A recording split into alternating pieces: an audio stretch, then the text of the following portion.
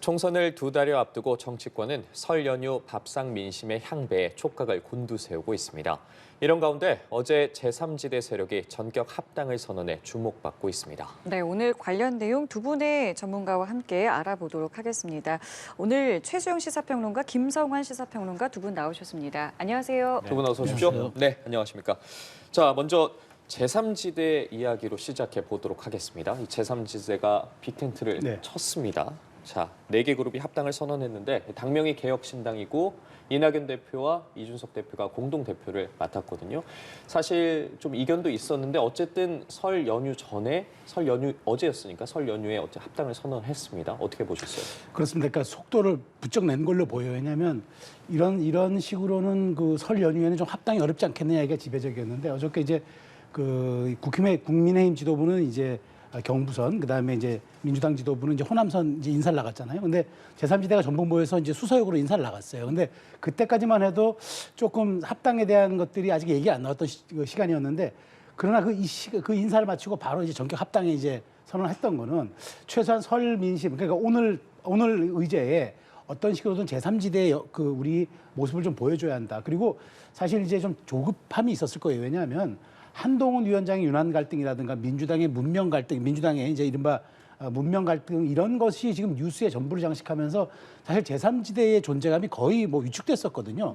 뉴스의 빈도라든가 그다음에 뉴스에 이제 말하자면 나오고 있는 주목도 언급도 이런 것이 부쩍 줄어들면서 이러다가 제3지대가 정말 중텐트 선에서 마무리되는 것 아니냐 이런 이제 위기의식이 있었죠. 아마 그런 것들도 가만히 냈던 것 같아요. 이제 다만 이제 이렇게 합의를 전격적으로 했는데 이제 중요한 건 그거죠. 이런 부분들이 이제 분명하게 제3지대에서 하나의 기호로 이제 기호 3번이라는 걸로 아마 이제 출발할 수는 있겠으나 중요한 거는 과연 이게 화학적 결합이 가능하겠느냐. 그리고 이제까지 이견을 보여왔던 게 전격 합당을 했다고 다 그냥 녹여서 용광로처럼 하나의 것으로 탄생될 것이냐. 이런 점들은 많이 이제 고민이 좀 될 지점으로 보여서 이제 향후 이런 부분에 대한 세 분리기는 성공을 했지만 그러면 디테일이라든가 그다음에 국민에게 상품으로 보일 수 있는 제3지대의 정체성, 가치, 비전 이런 걸 어떻게 갈 것이냐. 또 이낙연과 이준석의 이런 것들이 노장청이라고는 얘기하지만 실질적으로 이게 그냥 말하자면 가치 연대가 아니라 야합으로 비춰질 수 있는 것은 없는지 이런 점들도 좀 고민해 볼 지점이 됐다고 생각합니다. 예, 합당에 있어서 또 이낙연 대표가 좀 통 큰 양보를 했다고 전해지고 있거든요. 네. 아니 근데 사실은 저도 그 배경을 좀 듣기는 했었어요. 그러니까 엊그제까지만 해도 협상을 서로 이어가다가 협상이 거의 결렬 위기까지 갔었다 그래요.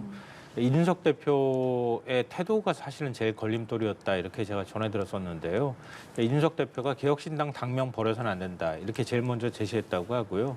그다음에 당의 어떤 지향이나 이런 부분에 있어서도 지금 뭔가 과연 우리가 맞춰 나갈 수 있을까? 이런 부분에 대한 좀 회의적인 시각을 갖고 있었던 것 같아요.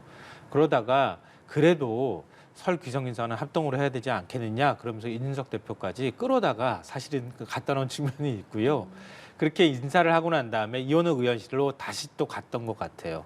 이원우 의원실에 가서 이낙연 대표를 비롯한 민주당 탈당파들이 그러면 이준석 대표가 원하는 대로 개혁신당 당명 가져가자. 이렇게 뭐 일종의 이제 합의안을 제시했고 이준석 대표가 그걸 받으면서 뭔가 이렇게 물꼬가 트여지지 않았나 그런 생각이 들고요. 그러니까 이렇게 이른바 이제 제3지대에 있는 4개 세력이 빨리 좀 뭔가 합쳐야 된다고 생각했던 배경은 결국 이제 돈과 시간에 관한 문제일 거예요. 그러니까 2월 14일이 그 1분기 정당 보조금을 배분하는 기준일이 되는 날이거든요. 그 전까지 어찌됐든 간에 한 3당의 위치 정도 될 만큼 의원들을 모아야 그래야 사실은 정당으로서 앞으로 이제 선거를 준비하는 데까지 상당히 많은 돈이 필요하단 말이에요. 근데 그런 그 현실적인 문제들이 굉장히 있었던 것 같고요. 그리고 양당에서 결국은 이제 나오는 의원들이 있을 텐데 그 나오는 의원들을 어찌됐든 하나로 받는 그런 작업들도 좀 필요하지 않았을까 싶어요. 그리고 그 한 달을 보내고 난 다음에 3월 22일 되면 그때는 또 선거보조금 배분을 하는 기준일이 되거든요. 네. 근데 그때까지 한 달 동안은 지역구 공천도 해야 되는 과정이 있다고요. 그러니까 설 전에 기왕 할 거면 설 전에 합당을 해서 설 밥상머리에 이 제3지대가 올라가는 게 좋겠다. 이 정도 현실적인 여건까지 고려한 결정이 아니었나 이렇게 생각합니다. 그렇기 때문에 뭔가 이제 설 연휴에 이제 굉장히 파격적으로 텐트는 치워졌는데 아까 말씀하신 것처럼 이제 세부적인 내용들을 이제 채워 나가야 돼요. 뭐 당헌 당규도 있을 것 같고요. 뭐 지금 내놓은 이제 공약들은 또 어떻게 할 것인지 이 부분에 대한 조율들도 있을 것이고요. 상당히 좀 많이 이제 조율이 좀 필요한데 어떤 부분들을 좀 지켜봐야 된다고 보세요? 그러니까 지금 저도 아까 좀 지적한 부분이 과연 이렇게 화학적 결합이 그럼 네 개의 그 세력이 모여서 가능하겠냐. 사실 여기는 말로만 노장청인데 어찌 보면은 그 정당이 지향하는 가치들은 좀 다를 수 있어요. 왜냐하면 이낙연 신당과 뭐 이준석 신당은 사실은 세대라든가 계층 이런 것도 좀 다르거든요, 사실. 그래서 저도 처음부터 이야기한 게 이제 조홍천 의원이 이런 얘기를 했잖아요. 처음에 최소한의 우리 미니멀리즘으로 해보자. 왜냐하면 이걸 염두에 둔 거죠. 근데 이준석 대표 같은 경우 사실 노인 지하철 공약이라든가 그다음에 여성의 입대 문제 이런 문제들 민감하고도 사회적으로 논쟁적 이런 이슈들을 미리 던져놔서 일종의 말하자면 나중에 이걸 걷어들일 때 회복 탄력성이 있느냐 이런 지점들은 고민해 봐야 해요. 그래서 저는 바로 이제 며칠 전에 조홍천 의원이 또 이런 얘기를 했어요. 우리가 최소 강령으로 가보자. 그러니까 기본권 국가라는 큰 어젠다를 놓고 그다음에 핵심 가치는 평등, 포용, 인정, 변화, 미래 이렇게만 해서 우리가 합의해서 가자. 좀 말하자면은 이건 좀 쉽게 얘기해서 그 우리가 민감한 건 건드리지 않고 포괄적 담론으로만 제3지대의 가치를 한번 가보자는 얘기인데 근데 이렇게 과연 뭉뚱그려서 가고 그러니까 말하자면 엣지 없이 예민한 것 없이 이렇게 간다 그러면은 과연 이것이 정당 정체성으로 또 이게 인정받을 수 있느냐. 그러니까 급하게 묻지마 연대하다 보니까 서로 이렇게 제3지대에 몸집만 키우려고 하지 않았느냐. 또 이런 비판에 직면할 수가 있고 이준석 대표가 이제까지 장점으로 보여줬던 거는 확실한 계층 대표성 혹은 그다음에 그 말하자면 새로운 시대의 가치와 어젠다를 날카롭게 말하자면 여러 가지 논쟁적 이슈도 피하지 않고 정면 승부하는 그런 모습들이 장점이었는데 그럼 이건 어떻게 할 것인지 이제 이런 게 과제로 남았죠. 그래서 제가 보기에는 이제 오늘부터 긴박하게 두 갈래로 돌아갈 겁니다. 하나는 이제 외연 확장을 위해서 현역 의원 끌어들이고 이런 쪽으로 이제 가겠지만 내부적으로는 자 그러면 우리가 국민에게 선보일 성품 그러니까 총선 공약 그다음에 정책 어젠다는 어느 선까지 갈 것이냐를 놓고 민감하게 조율을 해야 될 겁니다. 그래서 어쨌든 이제 이렇게 된 이상 이제 지역구 대표도 내야 할 상황에 또 됐어요. 지금 이제 비례 전문 정당이 아니라 이제는 지역구와 비례를 함께하는 그런 정당이 이제 돼야 될 것 같은데 어쨌든 이제 이 제3지대가 묶였는데 지금 좀 전에 말한 두 갈래 트랙에서 얼만큼 외연 확장과 그다음에 내부적인 어떤 정책 조율이라는 두 마리 토끼를 다 잡을 수 있을지 이제 진실의 시간이 돌아왔다라고 말씀드리겠습니다. 그러니까 이게 국민들에게 또 나아가서 총선에서 유권자들에게 뭔가 닿는 무언가가 있어야 되는데 이게 양당 구도에서 뭐 어느 정도 영향을 좀 줄 것 같으세요? 그런 선명성은 떨어질 수밖에 없죠. 그게 이제 가장 큰 한계일 수도 있겠다 이렇게 생각하는데요. 근데 앞서 말씀드렸던 것처럼 현실적인 여건을 제일 먼저 고려했던 것 같아요. 지금으로서는 뭐 선명성을 강조하고 서로 간의 지향점을 맞추기보다는 일단 통합하는 게 현실적인 어려움을 극복하는 데 필요하다. 이런 정도의 최소한의 합의가 이루어진 거 아닌가 싶은데요. 근데 이준석 대표는 튼튼한 집 짓겠다고 얘기했는데 제가 볼 때는 굉장히 불안한 텐트를 지금 쳐놓은 거 아닌가 싶어요. 그러니까 대선까지 갈 동안에 굉장히 튼튼한 집을 지어서 차기 대선까지 가겠다고 하는 계획은 뭐 어찌 보면 좀 이상적인 것 같고요. 지금 모인 형태는 일단은 텐트 쳐서 이번 선거는 먼저 치르자. 여기 이런 현실적인 여건이나 고려를 한 것이 아닐까 그렇게 생각하고요. 가장 먼저 뭐 당면한 문제는 뭐 이제 어느 정도 이제 자금 문제라든가 이런 것들 현실적인 문제들은 해결이 된다 하더라도 제일 큰 거는 지역구 공천 어떻게 할 거냐, 비례 순번은 어떻게 매길 거냐 이거잖아요. 근데 지역구 공천에 있어서도 사실은 뭐 영남이나 호남 같은 경우에는 각자의 그 정당들이 어느 정도 할 수 있겠지만 충청이나 수도권 같은 경우에는 서로 충돌할 만한 지역들이 생길 거예요. 그걸 어떻게 조정할 거냐 이런 게 있고요. 무엇보다도 사실은 비례에 더 큰 기대를 할 수밖에 없는 입장이잖아요. 그러니까 민주당이 준연동형 비례제를 유지하기로 한 이상 그럼 비례 순번을 어떻게 매길 거냐, 뭐 어느 정도 지지율을 우리가 얻을 거냐 이런 예측과 함께 비례 순번을 매길 때 어느 정도 지분을 나눠 가질 거냐. 이 부분이 굉장히 큰 고민거리가 되고 그게 갈등의 소지가 제일 커지지 않을까 싶어요. 그리고 방금 전에 말씀하셨던 것처럼 이준석 대표가 지향했던 그 지향점이라는 것하고 지금 민주당 탈당파들이 중심에 돼서 지향했던 가치하고는 조금 차이가 있거든요. 근데 어제 통합 소식이 들리고 난 다음에 개혁신당 일부 당원들이 굉장히 거세게 반발했다는 거 아닙니까? 탈당하겠다고. 그러니까 이준석 대표가 과연 그런 면에 있어서 어느 정도 좀 맞춰줄 수 있을 것이냐, 융화될 것이냐, 이게 가장 큰 숙제가 아닐까 싶습니다. 예. 이준석 대표도 이제 지역구도 곧 결정을 하겠다. 이제 본인도 어느 정도 상황이 좀 정리되면 지역구 나가겠다 이렇게 얘기했는데 어디를 좀 생각하고 있을 것 같아서 어떤 부분들을 좀 고려하고 있을까요? 그러니까 지금 투톱 체제잖아요. 이제 예. 이준석, 이낙연 공동 대표 체제인데, 근데 이제 선대위원장은 이제 이낙연 대표가 네네. 맡기로 했다 그러잖아요. 그럼 저는 그래서 이낙연 대표는 아마 출마하지 않을 가능성이 좀 크다고 보고 선대위원장을 맡았기 때문에 이준석 대표는 저는 출마할 거라고 봐요. 이제 그런데 이제 이준석 대표가 그랬잖아요. 설이 지나고 나서 네. 본인이 이건 전략적 판단을 하게 되니까 이른바 TK가 될 수도 있고 수도권이 될 수도 있고 여러 가지가 이제 아마 선택지가 될 것 같은데 저는 이준석 대표가 이제 설 연휴 민심의 흐름을 보면서 이를테면 약간 TK 쪽에서 말하자면 국민의힘의 균열 양상이 조금 나타나면 아마 그쪽을 택할 수도 있을 것 같고 수도권 접전지에서 상징적인 데를 하나 택해가지고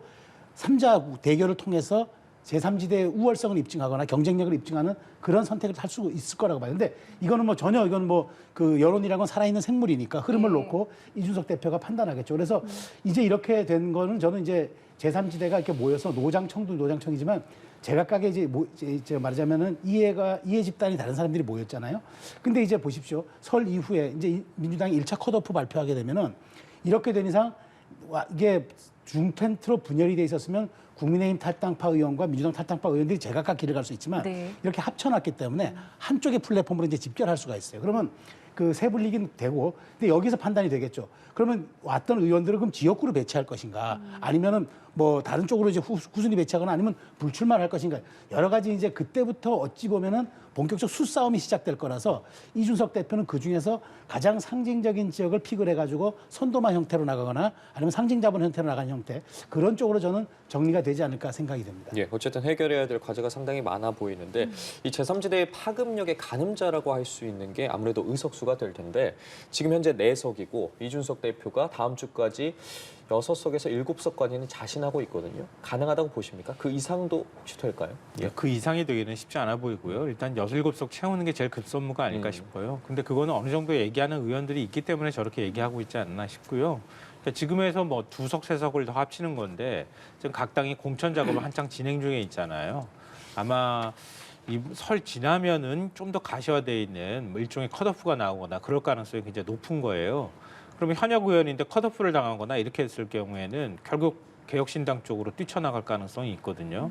아마 그런 거 고려할 때는 14일까지는 그 정도 의석은 맞출 수 있지 않을까. 그 정도 여건은 고려했기 때문에 통합에 선뜻 다 합의하지 않았을까 그렇게 생각합니다. 예, 어쨌든 2, 3석 이상은 더 확보할 수 있다고 자신을 한 건데 가능하다고 보십니까? 저는 뭐 가능할 거라고 봐요. 그러니까 지금 사실 말하자면 6석이잖아요, 정의당이. 그러면 이제 물론 이제 양쪽이 위성 정당을 만들기로 했잖아요. 그래서 탈당을 시킬 거예요. 그렇지만 그게 7, 8석 넘기는 쉽지 않습니다. 왜냐하면 이미 그거는 불출마를 선언해서 이번에 출마하지 않은 의원들을 이제 섭외를 해야 되는데 몇 명이나 되겠어요. 제가 보기에 많아 2-3 명일 텐데. 그렇다면은 저는 지금 벌써 4석인데 제가 보기에 민주당 컷오프에 반발해서 나오는 사람들과 국민의힘에서도 추후 이제 3월 초쯤 예상되는 또 공천에서 나오는 사람들 합하면은 저는 많게는 뭐 10석까지도 생각이 됩니다. 그러면 기호 3번을 유지하는데 전혀 문제가 없죠. 자, 그렇다면은 이제 그때부터 기호 3번을 유지했는데 그러면 이제 이 정말 그러면 국민의힘과 민주당과 그다음에 개혁신당이라는 제3자 구도가 선명히 구도가 형성되느냐. 근데 지금 여러 가지 뭐 여론 보면은 뭐 제3지대의 그 여론은 높아도 실질적으로 두 당이 수렴해내는 정당 지지율은 또 그렇게 높지가 않아요. 그래서 이런 어떤 간극들과 괴리를 어떻게 할 것인가. 그리고 이제 앞으로 더 나아갈 수 있는 이제 지점들. 그러니까 의원들은 됐는데 이게 진짜 묻지마 입당이 또 되는 쪽으로도 될 수 있어요. 혹시 이게 내가 양쪽 당에서 내가 공천을 받지 못하니까 개혁신당이라도 해서 나가보자라는 식으로 인식이 되거나 아니면 그러한 평가를 받는 의원들까지도 포진된다 그러면은 이건 개혁신당이 아닐 수도 있겠죠. 국민의 눈에는. 그러니까 그런 측면도 고려한다면은 마구잡이 영입과 입당이 과연 이게 또 유리하게 될 것인가. 돈을 조금 더 받는 데는 도움이 되겠지만 이게 과연 당의 이미지와는 어떻게 연동되느냐. 이 점도 고민해봐야 할 지점이라고 봅니다. 그러니까 이 제3지대에 있는 정당은 자기 존재감을 만들기가 굉장히 어렵잖아요. 근데 존재감을 만드는 데 있어서 자기 정책으로 승부를 해서 국민들한테 그걸 호소를 하거나 일종의 바람을 일으키는 2016년 이른바 안풍이 불어서 국민의당이 38석 가져간 것처럼 그런 현상이 좀 일정 부분 나타나야 되거든요. 근데 지금 개혁신당은 그런 단계는 아니라는 거예요. 그게 제일 큰 고민거리가 아닐까 싶은데요. 그러니까 결과적으로 보면 국민의힘하고 민주당에서 몇 명의 의원이 나올 건지를 지금 계산하고 있는 과정이란 말이에요. 그리고 여러 제세력이 모여가지고 갈등이 과연 앞으로 없을까? 제가 볼 땐 틀림없이 갈등이 생길 가능성이 높단 말이에요. 그러면 자기 선명성도 갖고 가지 못하고 일정 부분 바람도 없는 상태에서 내부 분열이 발생하고 그리고 양당에서 정책성도 모호한 사람들을 한꺼번에 모아놓고 그러면 결국은 정당 지지율이 잘 안 나올 가능성이 높다는 거예요. 그러니까 그걸 어떻게 부스터를 단 것처럼 촥 하고 자기 선명성을 내면서 앞으로 내달릴 수 있겠느냐. 그게 제3지대가 성공할 거냐 실패할 거냐 이걸 가늠을 할 수 있는 것 같습니다. 양당도 지금 이 모습들을 상당히 주의 깊게 보고 있을 텐데 아직 둘 다 특별한 입장을 내지는 않고 있더라고요. 좀 어떤 부분들을 계속 지켜보고 있을 것 같으세요? 그러니까 지금 그 굳이 언급을 해서 제3지대의 존재감을 키워줄 필요는 없겠죠. 이른바 우리가 흔히 얘기하는 이제 두 가지 전략이 있잖아요. 정치 이론에서 약자가 따라갈 때는 편승 전략이 있고 강자가 약자를 그 언급하지 않을 때는 그걸 우리가 무시 전략이라고 합니다. 그러니까 이게 그거는 이제 서로가 처한 입장에 달라서 이제 가는 건데 이건 철저하게 무시 전략이죠. 뭐 제3지대요? 아 그런 게 있었습니까? 뭐 하겠죠. 뭐 이런 식의 지금 반응을 보이죠. 왜냐하면 실질적으로 내부적으로는 셈법이 있겠죠. 자 그러면은 이제 그 탈당한 의원들에 대한 여러 가지 이제 그것도 고려를 해야 되고 시점도 고려해야 되고 그래서 지금 민주당 같은 경우가 이번에 1차 컷오프를 대놓고 얘기하잖아요. 설 연휴를 미룬 이유는 그것은 이제 혹시라도 지금이라도 해버리면 나가는 의원들이 여기 합류해버리면 그건 좀 뭐 좀 약간 머리 아픈 그런 좀 그 상황이 되는 거니까. 그래서 그렇지만 내부적으로는 고민할 거예요. 그러면 자 전문 비례정당을 이제 내서 위성정당으로 가는데 이것과 제3지대의 어떤 상충되는 지점은 없을까? 그다음에 제3지대가 이제 제3지대도 말하자면 제3지대도 지역구 정당과 혹시 비례정당을 따로 내지는 않을까 뭐 이런 생각들 이게 경우의 수들이 정말 복잡해졌기 때문에 제가 보기에는 각 당의 전략 파트를 맡는 사람들이 아마 총선 그러니까 이 설 이후에 여론조사를 아마 다 해볼 겁니다. 그 여론조사에서 이른바 로우 데이터 아주 그 정말 정밀한 이제 그 부분까지도 다 들여다보고 거기에 따라서 당의 전략과 전술들을 수립할 텐데 어쨌든 이제 제3지대라는 이제 중트랙이냐 뭐 완트랙이냐 이런 게 이제는 거의 이제 불확실성 해소가 된 거잖아요. 예. 이제 확실한 상수가 된 거기 때문에 이 상수를 그러면 어떻게 다룰 것이냐 여권 야권 입장에서는 이제 이게 굉장히 중요한데 아마 흐름을 보고 그 여론조사 결과라든가에 따라서 이제 말하자면 의원들의 그러니까 공천에 대한 문제 그다음에 이 관계에 대한 문제까지도 아마 고민하지 않을까 싶어요. 알겠습니다. 이 내용도 좀 살펴볼게요. 윤 대통령이 신년 대담에서 명품백 논란에 대해서 입장을 내놨고요. 이 이후에 뭐 여야에서 뭐 여러 목소리들이 좀 나왔는데 그 가운데 김경률 비대위원 같은 경우에는 이제 뭐 아쉽다라는 이제 표현을 했고요. 그 이후에 이제 한 인터뷰에서 이제 우리가 두들겨 맞고 총선까지 가야 된다 이런 표현을 썼어요. 일단 뭐 당내에서는 뭐 개인의 입장이다 이렇게 좀 선을 긋긴 했는데 이 부분 좀 어떻게 들으셨습니까? 그러니까 김경일 비대위원은 이중자 때부터 전 그 바로 잡아야 된다고 생각하는데요. 자신이 지금 얘기하는 공정과 정의 뭐 이런 것들이잖아요. 그리고 운동권 기득권을 타파하는데 내가 앞장서겠다 이런 입장을 밝혀왔는데 그러니까 거기에다 대는 잣대만큼 자기 자신에 대한 잣대를 들이대면 이렇게까지 비굴한 모습을 보일 수 있겠는가 이런 생각이 드는 거예요. 그러니까 자신이 김건희 여사 사과를 얘기했던 당사자잖아요. 그것 때문에 결국은 뭐 이른바 유난 파동이 생겼고 그리고 자기 지역구 불출마 선언까지 지금 나온 상황이란 말이에요. 그런데 그 다음에 처음에 특별 대담이 방송되고 난 다음에 5글자로 아쉽습니다. 예. 이게 뭘 아쉽다고 하는 건지 얘기도 제대로 하지도 않았을 뿐더러 그 다음에 또 아쉽다는 얘기를 하면서 아버지가 뭐 사과를 안 하면은 자 아들이 제가 사과를 해야 되지 않겠습니까? 뭐 이러면서 자기가 사과를 하겠다고 얘기를 하는데요. 그럼 한동훈 비대위원장이 사과를 해야죠. 왜 자기가 사과를 합니까? 자기가 당대표도 아닌데. 그러니까 그런 식으로 여론을 조성해서 마치 국민의힘이 거기에 대해서 국민들한테 뭐 또 다른 어떤 그 뭐랄까 이 국민 눈높이에 맞추는 작업을 하는 것처럼 비춰지게 만드는 효과는 뭐 일정 부분 있을지 모르겠지만 그게 다수의 국민들한테 설득력 있게 다가가지는 않을 거다. 본인 스스로가 제대로 된 기준을 갖는 게 일단 더 중요하다 이렇게 생각합니다.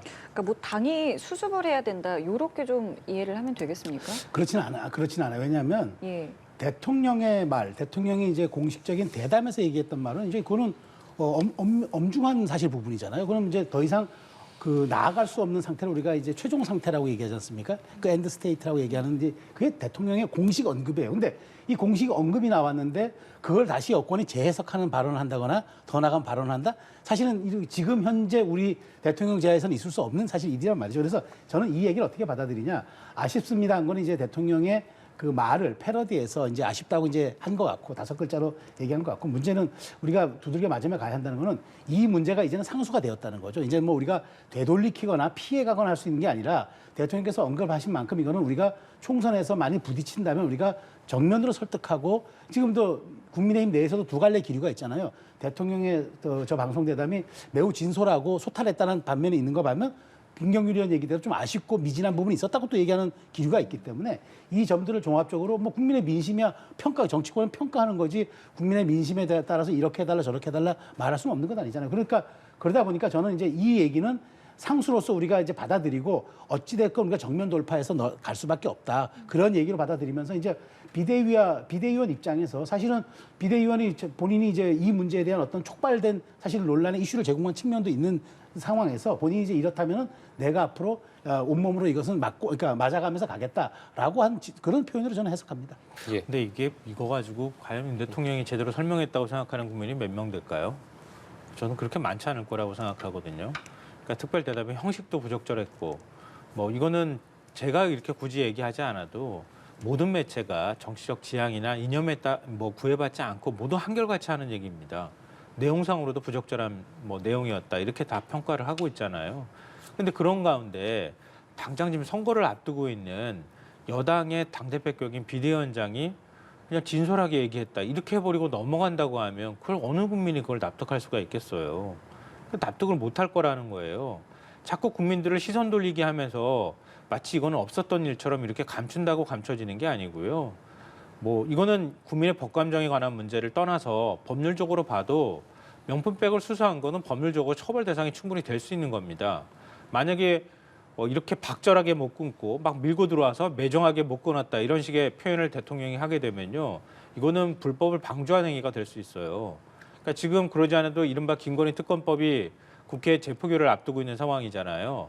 민주당이 이것도 특검하자고 덤빌 수도 있어요. 그럴 경우는 어떻게 할 겁니까? 그러니까 그 뒤에 올 파장까지도 생각해야 되는데 그 부분을 고려하지 않고 일단 막고 가겠다. 그냥 없는 일처럼 만들겠다고 해서 만들어지지도 않는 걸 없는 일처럼 자꾸 만들려고 하니까 국민들의 여론이 나빠질 수밖에 없지 않냐 그렇게 생각합니다. 예, 알겠습니다. 저도 짧게만 얘기 네. 말씀드리면 이제 이런 거예요. 그러니까 지금 민주당이 아직도 도이치모터스 특검법을 손에 쥐고 있잖아요. 네. 재발의를. 그러니까 이 얘기는 이제 저는 어떻게 생각하냐면 만약 대통령이 여기에서 공식적으로 잘못했고 사과했다 그러면은 잘못했고 사과했으니까 자 그러면 이제부터 법률 책임을 져라라고 민주당이 좀 공세를 취할 수도 있다고 봐요. 그래서 조금 전에 말한 것처럼 그 특검법에 얹어서 새로운 특검법을 만들 수도 있고라는 측면이 있어서 대통령의 언급은 아쉽고 여러 가지 이제 앞으로 우리가 재발 방지는 약속한 거 아닙니까? 앞으로 이런 일이 없도록 하겠다고 얘기를 했으니까 저는 이 부분에 대한 평가는 이제 국민에게 유권자에서 표로서 판단할 수밖에 없다라고 말씀드리겠습니다. 예, 그럼 이어서 좀 이 내용도 좀 여쭤보겠습니다. 어쨌든 선거제가 확정이 됐고 국민의힘이 위성 정당인 국민의 미래 창당 작업의 속도를 올리고 있는데 그렇다면 과연 대표가 누가 될 것이냐 이런 이야기가 나오고 있거든요. 불출마 선언한 장제원 의원 이야기도 나오는 것 같고 김혜지 비대위원 이야기도 나오는 것 같은데 누가 될 거라고 보십니까? 저는 여기에서는 가장 이제 제 1번으로 거론되는 사람의 자격은 신뢰가 있는 사람이어야 할 거예요. 왜냐? 지난번 한성교 사태를 떠올리시면 될 겁니다. 그러니까 지난번 바로 이 위성정당 때 그 황교안 당시 대표가 불출마를 선언한 한성교 의원을 새 비례정당 대표를 앉혔는데 어떻게 했습니까? 공천을 자기 마음대로 짰잖아요. 비례대표를. 그래가지고 그걸 번복하고 하면서 사실은 그때부터 그때 미래통합당이죠. 미래통합당의 운명은 그렇게 말하자면 나락으로 떨어진 거예요. 생각해 보십시오. 당대표와 위성정당 대표가 공천 문제 갖고 싸워가지고 당대표를 경질하는 상황이 오면은 이거를 뭘로 해석해야 됩니까? 그러니까 그래서 아마 그때 엄청난 그런 사안이 있었기 때문에 그 반면교사를 삼아서 제가 보기에 장제원 의원 같은 경우는 이제 정말 보면 신뢰도 있고 본인이 책임감도 가지고 불출마 선언했지만 근데 장제원 의원이 만약 비례정당 당대표가 되면은 물론 불출마 선언하고 책임감 있게 했다 하더라도 혹시 친윤이라는 이미지가 너무 강해서 그게 좀 부담이 될 것 같고 김예지 비대위원 같은 경우는 어쨌든 불출마를 선언하고 한동훈 의원의 상징적인 또 비대위원 중에 한 사람이라서 여러 가지 또 장애로서 갖는 그런 국민적인 호감과 울림이 있을 수도 있어요. 그렇지만 과연 그 당대표의 역할을 좀 더 제대로 수행할 수 있는 그런 역량과 그런 어떤 상징성도 갖고 있느냐라는 측면에서 한번 고민이 될 것 같아요. 그래서 저는 그래서 김한길 그 대표도 고민이 되는 것 같은데 저는 가장 중요한 거는 대표로서의 안정감, 두 번째는 신뢰성, 여권과 한동훈 대표와 이건 매우 밀접해야 되거든요. 그다음에 밀접성, 그다음에 세 번째는 그런 것들을 정치력을 발휘할 수 있는 약간의 경륜들, 요 세 가지가 아마 저는 포인트가 되지 않을까 싶어요. 예, 안정감과 신뢰 등 말씀해 주셨는데 같은 생각이십니까? 근데 매우 밀접하면 안 되는데요. 정당법 위반인데요. 그렇지 않습니까? 국민의힘에서 국민의 미래 공천에 직접 개입했다고 하면 국민의 미래라는 정당은 없는 거나 마찬가지잖아요. 그러니까 그렇게 하면 안 되게 돼 있는 거거든요. 그러니까 별도로 국민의 미래라고 하는 새로운 정당이 만들어지는 것처럼 모든 형식을 갖추고 있어야 되는 거란 말이에요. 근데 지난번에 이제 총선 때 말씀하셨지만 마치 우리 꼬마 정당인 것처럼 그렇게 다뤘단 말이에요. 그러다가 막 당대표를 교체하고 비례대표 순번 다 뒤집어 퍼버리는 뭐 이런 일까지 발생했다는 거죠. 그러니까 일종의 이제 그런 교훈이 있기 때문에 이번에는 최대한 말 잘 듣는 당대표를 임명하는 게 좋겠다 이렇게 생각하는 것 같아요. 이건 사실 뭐 민주당도 똑같은 고민이긴 한데 근데 민주당은 여러 제세력이 모이는 거잖아요. 예를 들면 지금 이제 얘기하는 것처럼 민주개혁, 진보 여러 세력들이 들어오기 때문에 이게 하나가 한 명이 누군가가 이게 딱 주도해가지고 공천을 하는 게 아니라 각 세력이 자기 지분을 갖고 들어오는 형태이기 때문에 국민의힘처럼 덜 시끄러운데 국민의힘은 다 국민의힘이 공천하는 것처럼 된단 말이에요. 그럴 때 만약에 삐거덕거릴 경우에는 지난번 공천 때 같은 볼썽사나운 문제가 생길 수 있다. 그래서 뭐 아마 국민들 생각하시기에는 윤주경 의원 그걸 제일 먼저 떠올릴 것 같은데요. 근데 홍범도 장군 흉상철거나 이런 데 있어서 반대 목소리를 냈잖아요. 당 기조에 반대했던 인사를 아마 주기는 어려울 것 같고요. 장제원 의원 같은 경우는 친윤 색깔이 너무 강하고요. 그래서 아마 김혜지 비대위원을 생각하는 거 아닌가 싶은데요. 이게 과연 맞는 건가? 저는 약간 고개가 갸웃거려지기는 해요. 근데 뭐 앞으로 어떤 결정을 할지는 모르겠지만 그런 잡음들을 최대한 없애는 게 국민의힘으로서는 제일 급선무가 아닐까 싶습니다. 예. 자, 이번에는 각 당의 상황도 하나씩 좀 살펴보겠습니다. 일단 국민의힘 같은 경우에는 영남권 중진들에게 이른바 이제 낙동강 벨트 이제 출마할 것을 요청을 했고 이 분위기가 어디까지 좀 확대될지 이 부분이 좀 관심이 모아지고 있는데 김기현 전 대표에 대한 이제 발언들이 좀 나오고 있어요. 일단은 뭐 지금 당장 뭐 이 부분에 대해서 뭐 당에서 요청을 한 건 아니지만 요 가능성이 있겠는가 요 부분에 대한 이제 보도들이 계속 나오고 있는데 어떻게 좀 보고 계세요? 저는 가능성이 있다고 봐요. 왜냐하면 지금 말하자면 험지 그러니까 지역구를 옮겨서 탈환해 오라고 요구하는 쪽에 지금 그 분들이 조혜진 의원을 제외하고는 전부 광역단체장을 역임한 분들이에요. 그러니까 경쟁력이 입증된 분들이에요. 네. 심지어 서병수 의원 같은 경우는 지난 총선 때도 지역구를 옮겨서 출마했어요. 그만큼 당의 헌신성과 이제 말하자면 본인의 책임성을 보여줬는데 중진들의 말 그대로 중자가 무거울 중자 아닙니까? 그럼 위치에 걸맞는 본인의 그 무거운 책임감과 자기 어떤 그 헌신을 보여줘야죠. 그래서 저는 이렇게 생각합니다. 그러니까 서병수 의원 그다음에 김태호 의원이 이제 낙동강 벨트라 그러면은 울산도 마찬가지거든요. 근데 지금 김기현 대표가 사선을 한 지역은 사실은 본인이 굉장히 좀 말하자면은 좀 안정된 지역인데 실제 지금 탈환해 볼 지역은 민주당 현역이 있는 곳이란 말이에요. 그런데 우리 김기현 전 대표도 김기현 의원도 실제로 당 그 대표지만 울산 광역시장을 지냈잖아요. 그래서 그때 본인이 울산 전체에 대한 어떤 경쟁력을 입증했고 사실은 본인이 대표 시절에 이걸 제안한 사람이 이뇨한 혁신이에요. 이뇨한 혁신이가 석 달 넘어서 왔을 때 그때 본인이 당대표 때 뭐라 했습니까? 여러 가지 우리가 잘 검토하겠다 얘기를 한 거 아닙니까? 혁신의 제안이 좀 빠르긴 하지만 잘 검토하겠다.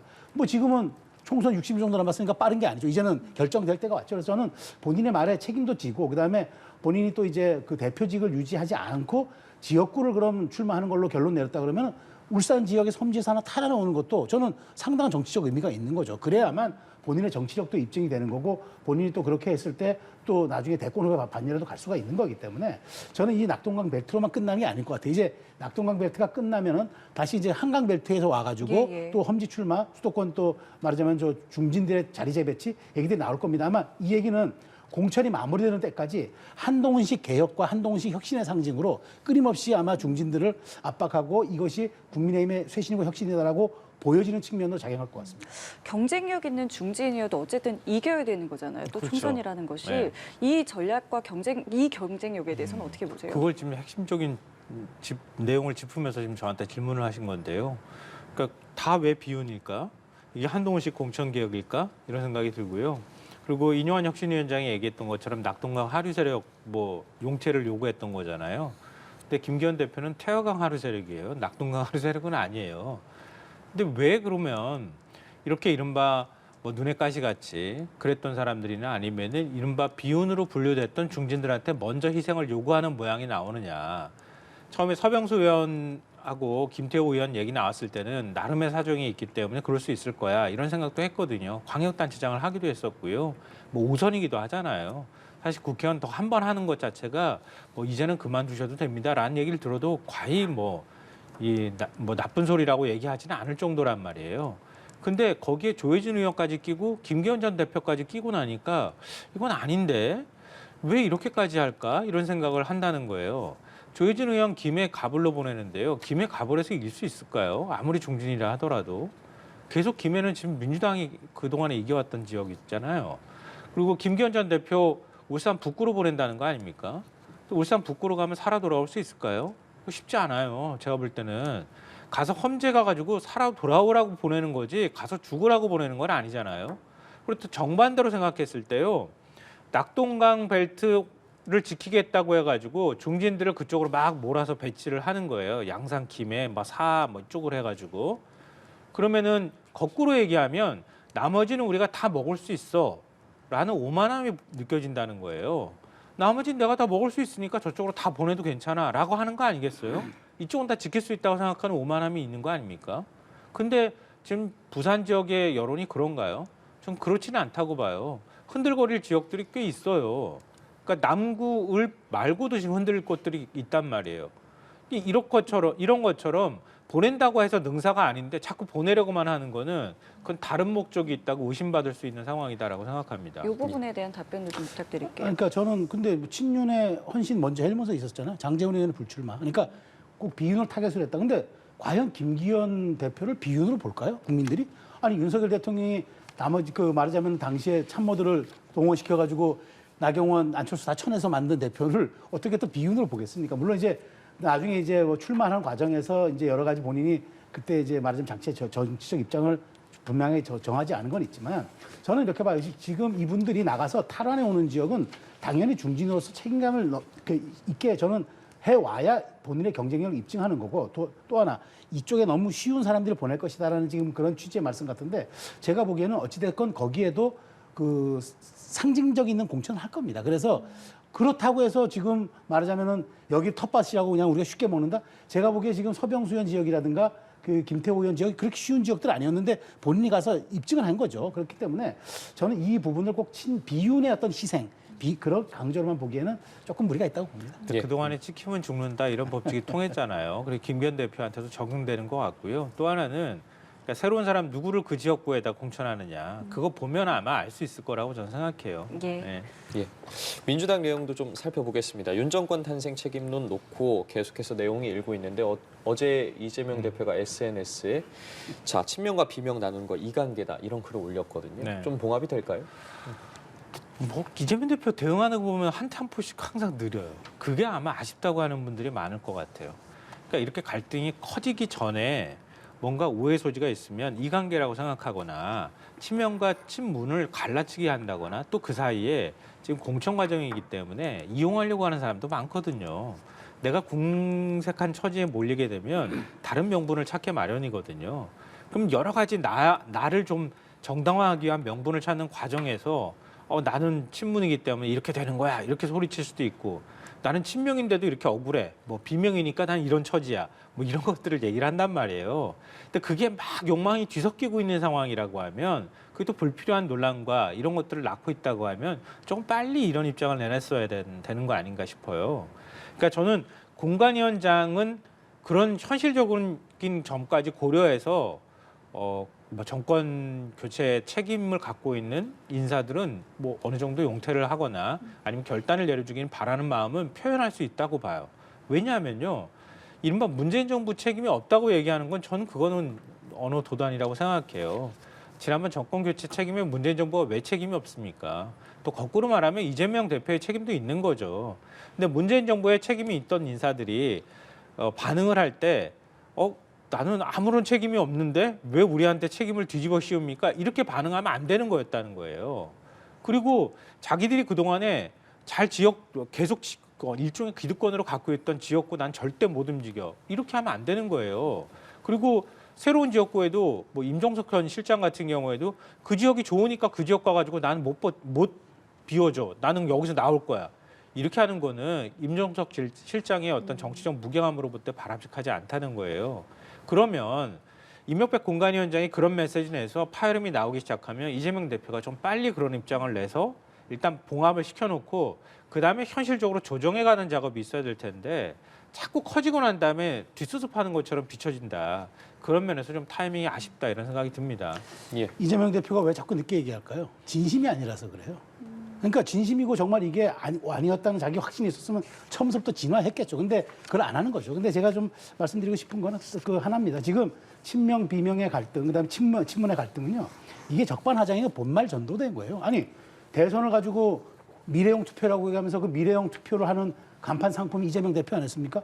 거기서 진 사람이 책임이 있는 거지. 근데 그 사람은 아무 책임 없이 이번에 백서도 안 만들고 출마한다 그러고.